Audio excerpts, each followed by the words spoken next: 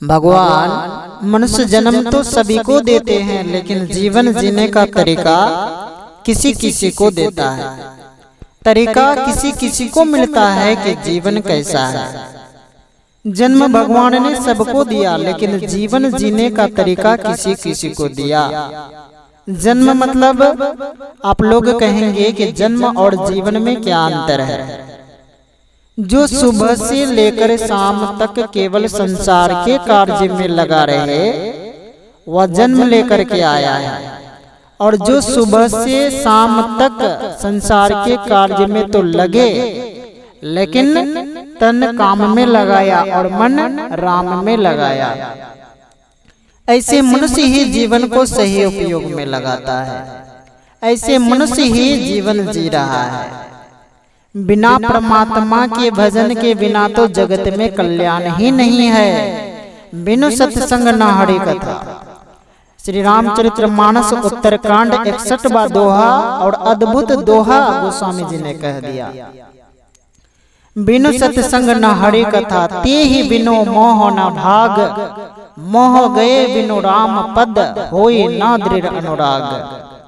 गोस्वामी जी ने इस दोहे को विश्लेषण करते हुए कहा कि सत्संग के बिना हरि की कथा सुनने को नहीं मिलते, इसके बिना मोह नहीं भागता, और मोह के गए बिना उस प्रभु के चरणों में दृढ़ प्रेम नहीं होता। जब तक मनुष्य परमात्मा के शरणों में आए ना, तब तक मनुष्य जीवन का कोई लाभ नहीं है। गीता में भी भगवान स्वयं अर्जुन से कहते हैं कि हे अर्जुन, जो मेरा हो गया मैं उसका हो गया। श्रीमद् भगवद गीता 4 अध्याय 11वां श्लोक में भगवान कहते हैं, ये यथा मां प्रपद्यन्ते तास्ते भजाम्यहम्। भगवान कहते हैं कि हे अर्जुन, जो मुझको भजता है मैं उसको भजता हूँ। जो भक्त मेरा भजन करता है उस भक्त का मैं भजन करता हूँ। जो भक्त मेरे लिए रोता है उस भक्त के लिए मैं रोता हूँ। और जो भक्त मेरे भजन मात्र के लिए भोजन करता है, उस भक्त के भोजन की सामग्री का प्रबंध मैं स्वयं करता हूँ। और आगे भगवान कहते हैं, मम वर्तानो वर्तन्ते मनुष्य पार्थ सर्वस्व। हे अर्जुन, ऐसे मनुष्य ही मेरा सब कुछ है। कितनी अद्भुत बात है कि हम लोग सत्संग रूपी कल्प वृक्ष के नीचे बैठे हुए हैं, लेकिन फल का रस कभी गीता से मिल रहा है, कभी गोसाई जी के चौपाइयों से मिल रहा है, कभी अनादि काल से अब तक जितने संत महापुरुष हुए हैं उन समग्र संत महापुरुष के सद्वचनों से मिलता है। यही तो सनातन धर्म के इतिहास का महत्व है। जीवन जीना सिखाती है गीता, चरित्र सिखाती है रामचरितमानस, और वर्तमान को सुधार करके सुंदर भविष्य का निर्माण कर देती है ये सत्संग। इसलिए हमारा सनातन धर्म पूजा जाता है। जीवन को सिद्धांत सिखाती है सत्संग। जीवन को नई दिशा और दशा प्रदान करती है सत्संग। जीवन को न्याय देती है सत्संग कि अपने जीवन के साथ कभी अन्याय मत करना। ये बहुत मुश्किल से मिला है, बहुत भाग्य से मनुष्य का शरीर मिलता है। सोई पावन सोई सुभग शरीरा। रामचरितमानस फिर उत्तरकांड 95वां दोहा पहली चौपाई में गोस्वामी जी कहते हैं, सोई पावन सोई सुभग शरीरा, जेतन पाए भज रघुवीरा। यह शरीर पाकर परम प्रभु परमात्मा का भजन न किया तो जीवन में कुछ भी नहीं किया। नैमिषारण्य में सनकादिक मुनि ने सूत जी से कहा था कि कलयुग में मानव सत्संग के मर्म अर्थात सत्संग के महत्व को कैसे जानेगा। सनकादिक मुनि चिंतित और उदासी में बैठे हुए थे कि कलयुग में मानव अपना कल्याण कैसे करेगा। सूत जी ने कहा, चिंता करने की कोई आवश्यकता नहीं। जब तक भारत के पास अच्छे पुराण और अच्छे शास्त्र पढ़ने वाले भक्त हैं, इस देश के भविष्य को चिंता करने की कोई जरूरत नहीं है। ये धर्म शास्त्र और पुराण ही है जो मनुष्य को जीने का तरीका सिखाती है, जो जीवन को दिशा प्रदान करते हैं, जो जीवन को लय प्रदान करता है कि जीवन कैसा हो। जन्म तो सबको मिल रहा है, लेकिन और क्या, सो करके उठ जाना, पेट भर लेना, जीवन यापन कर लेना, जीविका में पूरे जीवन को बर्बाद कर देना, इसके लिए तो परमात्मा ने मानव चोला नहीं दिया। मुझे एक बात बहुत अच्छा लगता है कि जीविका जीवन के लिए होनी चाहिए, जीवन जीविका के लिए नहीं होनी चाहिए। जीवन जीविका के लिए न हो, जीविका जीवन के लिए हो, कि पूरी जिंदगी केवल इंतजाम करने में बर्बाद कर दिया, पूरा जीवन केवल इंतजाम करने में बर्बाद कर दिया, और जब तक इंतजाम हुआ तब तक तो बुलावा आ गया कि चलो अब इंतजार का वक्त समाप्त हो गया। 90 साल पूरे हो गए भाई, अब यहाँ नहीं रह सकते, अब यहाँ पर आप चाहने पर भी नहीं रह सकते। किस लिए परमात्मा ने जीवन दिया?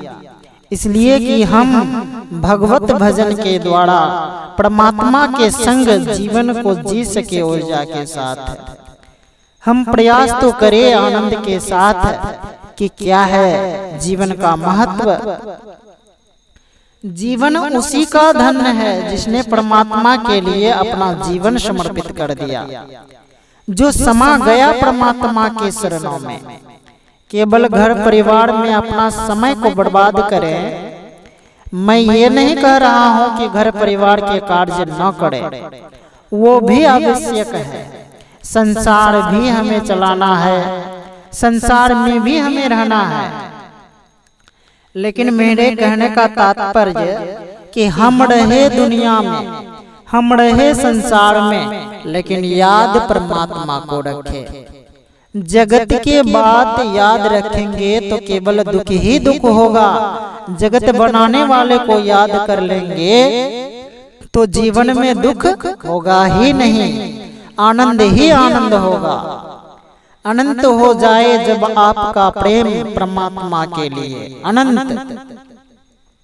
किसी कवि ने बहुत ही अच्छा कहा है, प्रेम जब अनंत हो गया तो रोम रोम संत खो गया, देवालय बन गया बदन और संत तो महंत हो गया। हमारा रोम रोम संत हो जाए। जरूरत क्या है कि चोले का रंग बदलूं तो संत कहलाऊं, कपड़े का रंग बदलूं तो संत कहलाऊं। जरूरत क्या है कि घर परिवार को छोड़ूं तो संत कहलाऊं। ऐसा क्यों न हो जाए कि जहां मैं रहूं वहीं परमात्मा को प्रकट करके मैं उसका महंत बन जाऊं, कि जहां मैं हूं वहां तुम्हें आना पड़ेगा। मैं जैसा हूं वैसा आना पड़ेगा। कपड़े का रंग बदले या ना बदले कोई फर्क नहीं पड़ता। मन का रंग बदल जाए तो फिर कुछ भी बदलने की जरूरत नहीं पड़ती। और यही मीरा ने करके दिखलाई, यही प्रहलाद ने करके दिखलाया, और यही भगवान बुद्ध ने करके दिखलाया। आजकल माताएं बहनें किसी भी आयोजन में जाती है तो सारी श्रृंगार पूरा करने के बावजूद भी बढ़िया से दर्पण को देख लेती है कि मेरी श्रृंगार में कोई कमी तो नहीं रह गई। मैं आपको बता दूं कि एक दर्पण आपके घर पर लगा हुआ है, वो आपकी तस्वीर बनाने का काम करती है। एक दर्पण इस सत्संग को कहा गया है, लेकिन आपके घर में जो दर्पण है जिसमें आप तस्वीर को बनाते हैं, तस्वीर को निखारते हैं, वो वाले दर्पण और इस सत्संग रूपी दर्पण में क्या अंतर है? वो घर के दर्पण और इस सत्संग के दर्पण, इन दोनों में क्या फर्क है? उस दर्पण और इस दर्पण में केवल इतना ही अंतर है कि उस दर्पण से तो केवल तस्वीर सुधर जाएगी, लेकिन यह सत्संग रूपी दर्पण से तो तकदीर ही सुधर जाएगी। ये दर्पण तकदीर बदल देगा, आपको भक्त बना देगा। ये दर्पण आपके दुखी जीवन में आनंद का रस घोल देगा। ये दर्पण रोते हुए को हंसा देगा। ये दर्पण, इस सत्संग रूपी दर्पण का केवल एक ही नियम है कि जिसने समर्पण किया, इस दर्पण ने उसके जीवन को परमात्मा के चरणों तक अर्पण कराने का काम कर दिया। दर्पण, अर्पण, समर्पण, यही है सत्संग। निखर जाए हमारा एक एक कदम, लोग याद रखे कि कोई जी करके गया है इस संसार से। यूं तो हम कीड़े मकोड़े की तरह आए और चले गए इस दुनिया से, कोई लाभ नहीं है। किसी विद्वानों ने कहा है कि मरने से पहले अगर हो जीने का शौक तो इतना जरूर कर जाना, अगर इतना भी नहीं कर पाया तो जीते जी मर जाना। इसलिए सूत जी ने कहा, अरे संकादिक मुनियों, आपको चिंता करने की कोई जरूरत नहीं है। जिनके जीवन में भक्ति है, जिनके जीवन में ज्ञान है, जिनके जीवन में वैराग्य है, वह कभी भी पीछे नहीं रहेंगे। वह जानते हैं इस जीवन को कि जीवन किस विधा का नाम है। मिल गया है भाग्य से मिल गया है, ऐसे नहीं मिलता, बहुत भाग्य से मिलता है यह मनुष्य का शरीर। कितनी बार ये चौपाई हम लोगों ने सुनी है, बड़े भाग मानुष तन पावा। उत्तरकांड रामचरितमानस 42वां दोहा, चौथी चौपाई। बड़े भाग मानुष तन पावा, सुर दुर्लभ सब ग्रंथ ही गावा। इस समय देवता आप समस्त भक्तों को, समस्त श्रोताओं को देखकर मुस्कुरा रहे होंगे कि देखो तो, हम तो यहाँ स्वर्ग में बैठकर सिंहासन का केवल लाभ उठा रहे हैं। हम तो यहाँ स्वर्ग में बैठकर केवल हाथ मल रहे हैं, और सत्संग में बैठा हुआ मनुष्य अपने जीवन का निर्माण करते हैं। ये मैं नहीं बोल रहा हूँ, बिल्कुल मैं नहीं। बिना प्रमाण के इस सत्संग से कुछ भी बोला नहीं जाता। स्वर्ग के देवताओं को वो अधिकार नहीं कि वह इस सत्संग में बैठ करके सत्संग को सुन सके। वैकुंठ के निवासियों को वो अधिकार नहीं है कि वह इस पवित्र धरती पर 2 मिनट के लिए सत्संग को सुन सके। कैलाश के निवासियों को वो अधिकार नहीं है कि सत्संग में बैठ करके वह सत्संग को सुन सके। यह अधिकार तो केवल परमात्मा ने मनुष्य के अलावा और किसी को नहीं दिया है कि वह सत्संग के पंडाल में बैठ सके या सत्संग में बैठ करके सत्संग को सुन सके। ये मैं नहीं बोल रहा हूँ, बिल्कुल मैं नहीं। जिनके घर में श्री रामचरितमानस है, सत्संग समाप्ति के बाद घर में पलट करके जरूर देखे। उत्तरकांड 42वां दोहा, चौथा चौपाई। या आप लोगों के घर भागवत महापुराण हो तो उसमें भी इसके विषय में मिलेगा। भागवत महत्व 6 अध्याय 83 नंबर का श्लोक इस बात का प्रमाण है कि देवता इस धरती पर चाह करके भी सत्संग में बैठ करके सत्संग को नहीं सुन सकते हैं। स्वर्ग में ना ही इस सत्संग को ले जाया जा सकता है और ना ही स्वर्ग के देवता इस सत्संग में बैठ करके सत्संग को सुन सकते हैं। सत्संग सुनने के लिए तो इंसान ही बनना पड़ेगा। ये मैं नहीं, श्री रामचरितमानस कह रहे हैं। बड़े भाग मानुष तन पावा, सुर दुर्लभ सब ग्रंथ ही गावा। जिन लोगों ने चरित्र सुना होगा भगवान बुद्ध का, उनको तो पता होगा। सारथी छोड़ने जा रहे थे रथ में बैठा कर, बूढ़ा सारथी, क्यों बड़े भाग मानुष तन पावा। सावधान, ध्यान रहे यहीं आपका। बूढ़ा सारथी एक नौजवान को संन्यास के लिए जब जाने लगे तो छोड़ने के लिए जा रहे थे, तो सारथी ने एक क्षण के लिए एक वृक्ष के नीचे, एक पेड़ के नीचे रथ को रोक दिया। बुद्ध ने कहा, क्या मेरी मंजिल आ गई? मुझे यहीं छोड़ना चाहते हो? सारथी ने कहा, नहीं, मुझे आपसे कुछ बात कहना है। क्या मैं आपसे कुछ चर्चा कर सकता हूँ? क्या एक क्षण के लिए मेरी बात सुनेंगे? तो बुद्ध ने कहा कि बिल्कुल, अब बतलाइए विनम्रता के साथ, बताइए क्या बात है, सावधानी से सुनना आप लोग बताएं। बुद्ध को सारथी छोड़ने के लिए जा रहे थे नगर के बाहर संन्यास की यात्रा के लिए। तो सारथी ने दोनों हाथ जोड़कर निवेदन किया, उतर गए दोनों रथ से नीचे, एक पीर के नीचे बैठ गए और दोनों हाथ जोड़कर सारथी ने कहा, राजकुमार, मेरी उतनी औकात नहीं है, उतना हैसियत नहीं है कि मैं आपसे बात करूं। मैं तो आपका बूढ़ा सारथी हूँ, आप राजकुमार हैं, मैं सारथी हूँ, मेरी कोई हैसियत नहीं कि मैं आपसे कुछ चर्चा कर सकूं।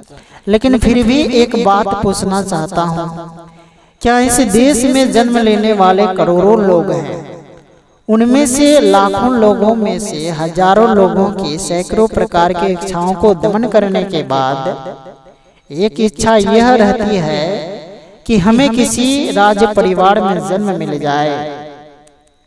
करोड़ों में से कोई भाग्य से किसी राज परिवार में जन्म लेकर राजकुमार बनता है।